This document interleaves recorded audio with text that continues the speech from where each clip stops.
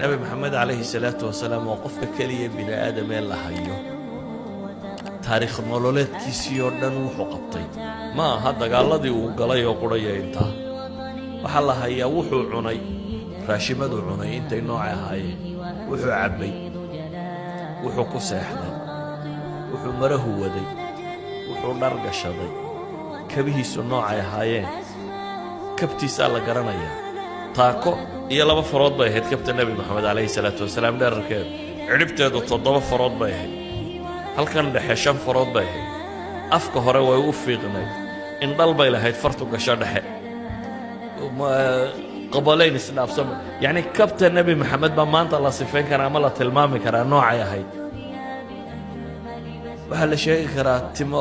intuu xirtay iyo sidoo u xirtay waxa la sheegi karaa mariyuhu qaatiya midabka ilaahayeen kutub shamaa'il ma waxa la ka warrama mariyuhu sitay mid cagaaran buu xidhay mid casbu xidhay mid noocaas u xidhay inta midaba uu nabi maxamed xidhay alayhi salaatu wasalaam noloshiisa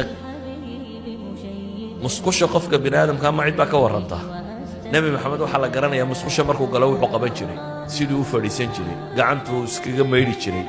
meeshuu ka bilaabi jiray markuu maydhanayo halkuu biyaha ku bilaabi jiray soo kuma barataan kitaabu tahaara markaa dhiganaysaan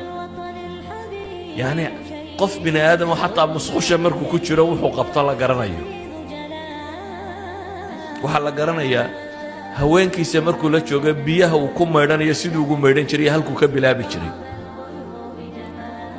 soo sunanul jinaaba laydinma dhigo siduu nebigu uga maydhan jiray janaabada iyo biyaha dhanku ka bilaabi jiray suuba yani nabi maxamed calayhi salaatu wasalaam noloshiisa wax qarsooniba ma jirto هاكم بالليل وقت نلشيسيه بل وح عيبة كصارة ما وح قد لولا